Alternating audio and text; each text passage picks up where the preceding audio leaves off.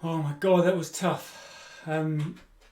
Yeah, I just had to go at an 18k version of the Cheltenham Half Marathon, which basically meant I started at the race course and finished at the race course. I didn't do obviously the lap in the race course or around the race course, and it didn't go very well.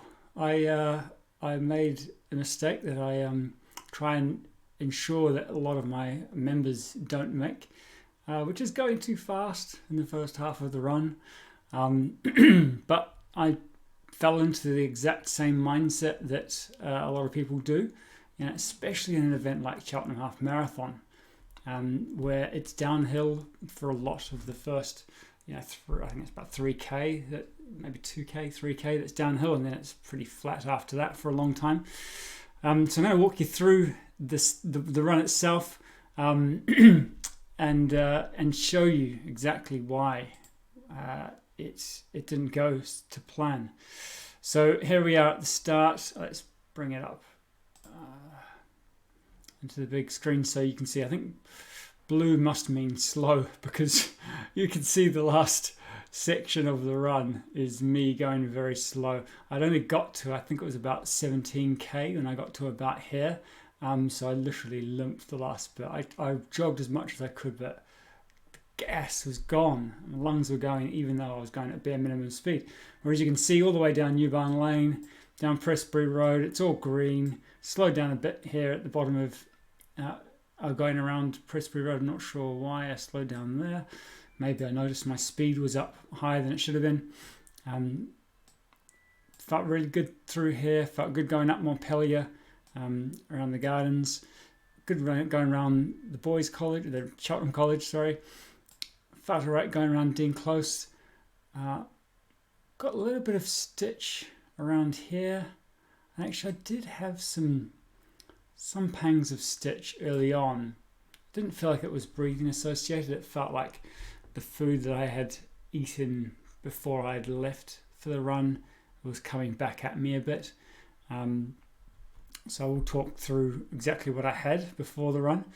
But when I got to Montpellier Gardens, it was pretty much about here, is where I had to have my first actual stop, where the pain in my chest just really came on really quite strong. I literally stopped right here and hunched over a chair to get rid of that stitch, and then continued on. That got rid of the stitch and left me feeling pretty good. The lungs came back, obviously. Came around here. I then got on the Honeybourne line. Not sure I did. I didn't go to the exact route. I missed this turning here, so I'm pretty sure that the route will take you up Royal Well Place, and onto this part of the Honeybourne line. Well, the path that leads to the Honeybourne line, Cheltenham Walk. Whereas I went on St George's Road and then jumped onto the Honeybourne line here. But anyway, then I was back on route. Felt right on the Honeybourne line, and came around Albemarle Gate, back onto Evesham Road. Was I feeling all right here? I think I was feeling all right. And then you can see heading up Albert Road, it really started to get tough, and then I came on to past the pump rooms, and things were feeling pretty uncomfortable. Got to the top of Albert Road here, and just got hit. It was a subtle pain, in my glute, really top of the hamstring, which I know from a lot of members over the years. If you get an injury in your upper hamstring, it can last for months and months and be a real problem going forward. So that was my next stop. I just thought, hold on, let's just reset, get the lungs to come back to normal, and hopefully get this hamstring or glute feeling better. Recommenced to jog here, but as you can see, it was never particularly fast.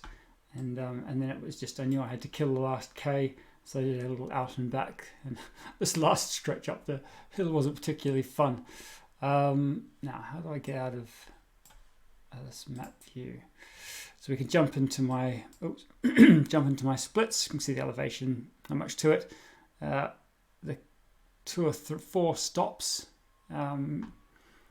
Keep in mind that there's a lot of roads to cross, so I actually did well to only stop 4 times. But the problem is that this one's a big stop.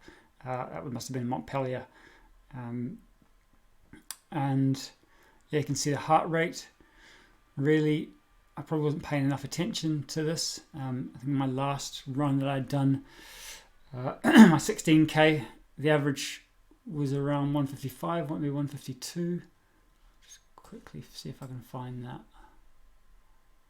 because it is really relevant. It's important to look back at what you've done recently. This will be there. Oh, it's a walk. Yeah. How many sessions have I recorded? That's a 7k, so that's a tempo run down the coast. This is an interval session on the coast. This was a 16k. So average heart rate 156 for that one, and that was paced really well. You can see at the end I actually picked up the speed, and that's why the heart rate went up in the last section. But the average speed of that entire session was 12.6. And I think if we look back at it, we'll find that that was my average today. It was 12.6.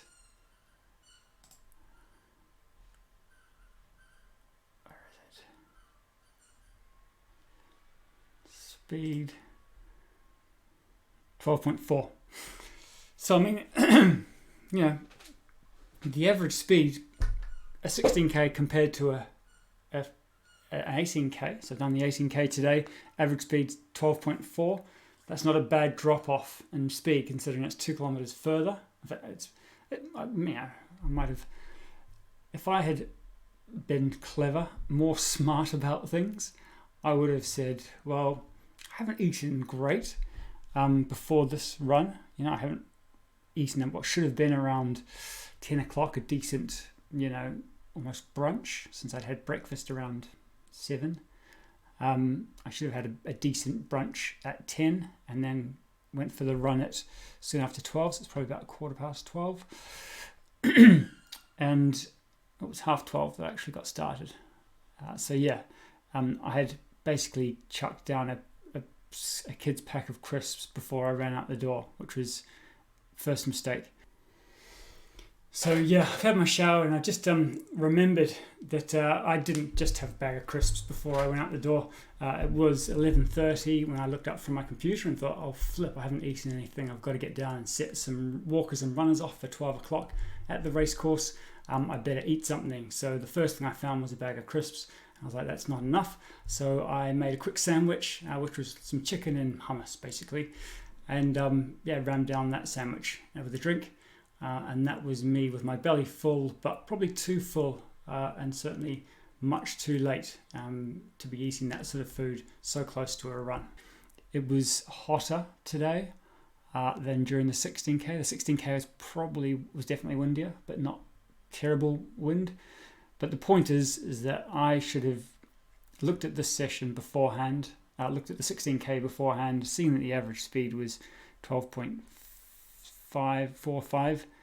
Was 12.6, and either made a goal to try and hit 12.5, 12.6 as an average for the 18 as an ambitious goal, or else intentionally aimed for 12.5, slower, because it's 2 kilometers farther than that 16k, and paced myself accordingly. But no, what did I do instead? Laps. Unfortunately, we don't have speeds here, but you can see in terms of how I've paced myself, it's just all wrong. 4 minutes 30 pace for the first K. It's 4:34. There's a 4:25 there, a 4:27, and this is probably when things started to go downhill. When I got up to the 5:24, I think was probably the Montpellier moment, where I just stooped over a bench and regained my breath. And I think I also, again, made another mistake. After that long run, I thought, feeling good now. Let's pick up the pace again, and did a fast K to try and get that average speed. I think it had dropped down to 12.6 or something from 13 kilometers an hour. It was pretty much 13 kilometers an hour for the first 10K.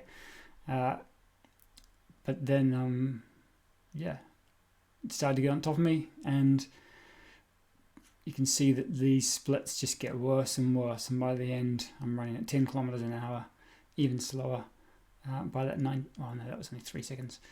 Running at 10 kilometers an hour towards the end. So sustaining 13 kilometers an hour for the first 10K, and then just gradually slowing, which is a massive positive split and completely the opposite to what I preach.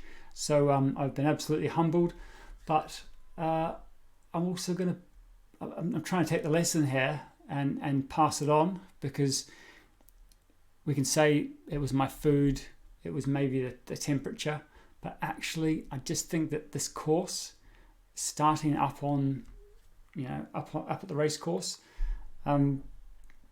it's very misleading. The first half, the first 10K is mostly downhill or flat, and it's really misleading. It can leave you feeling really good in the first half, but in the second half it just gets harder. And it's not just because there's more uphill in the second half, or because and obviously the race course makes it even worse once you get into the race course, but it's just the fact that your body is burning through energy that whole way. And this was the first 18K run I've done of this build up to this half marathon, so my body hadn't stored 18K worth of distance at 13 kilometers an hour. I should never have expected it to be able to achieve that. That was ridiculous of me. And I've just fallen into the same trap that so many people do every year when they do Cheltenham's Half Marathon and other half marathons as well, obviously. It's just thinking that somehow magic exists, and that I'm better today than I was last week. But was I really going to be, 0.4, 0.5 kilometers an hour faster on a course which is 2 kilometers further and actually hillier than what I did down on the coast? No, there's not enough magic to help me with that. So this is not just aimed at showing that I'm human and that I make mistakes as well. This is very much aimed at helping you realize that it's very easy to get your run wrong. And the most important thing for me on a personal point of view is this is a long run that I've done 5 weeks before the Cheltenham Half Marathon, right? It is the best time to, I shouldn't say fail, but to have a big lesson like this, a big wake-up call like this. I've run 18K of the Cheltenham Half Marathon route today, and I've learned a lot. And obviously for my next run that I do, I'm going to make sure that I keep my speed back where it should be for that first 5 to 10 kilometers, so that in the second half I've got a lot more energy. I'm not going to get stitched, especially because I'm going to eat better as well. But also that pacing the first half of the run is going to reduce the risk of getting a stitch or getting a pain in some random place that I've never had a pain in before, like my glute. Hopefully it's going to leave me feeling much better. And I'll be honest with you, I had a similar situation a few weeks back doing my first 14K run in a very long time. Probably paced that a bit too fast for the heat. It was a very hot Sunday, and I finished the distance, but again really struggled in the last kilometre or two. And the great thing now is that my next long run, I'm going to pace that a lot better, a lot more carefully. I'm going to stick with the same route, so I'm going to go up to the race course and run the Cheltenham Half route again, but I can't remember whether I'm doing 16 or 20K next week. It'll probably be 16K. I think I need to drop it back one and then bunch back up and have another crack at that 18K. And I'm very confident that in 2 weeks' time, when I repeat that same route that I've done today, that it will be a far better attempt, and the average speed will be better, but most importantly, the pacing will be better, and my experience of the run will be far better. And I just encourage you to get out there and do the same that I've done. Use the actual route from the Cheltenham Half. If you can attend our Sunday club runs, then that's what routes we're using for the long runs. Those building towards Cheltenham Half Marathon, that we're using those routes exactly as the Cheltenham Half.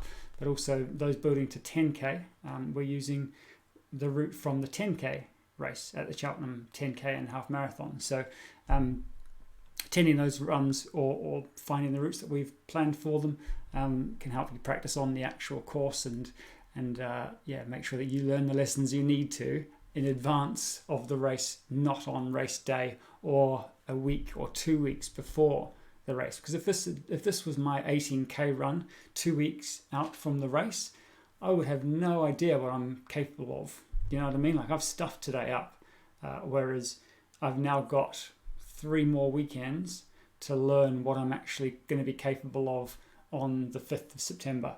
Okay, and that's today has been a success from that point of view. I've learned an important lesson, and I'm going to make sure that I don't make the same mistakes again. And that's going to mean that on race day, I'm going to have a much better picture of what my average speed should be on race day. And I'm going to know not to get carried away and think that magic exists on that day. So I hope this helps. Let me know what you think, and make sure you apply this lesson to your own training.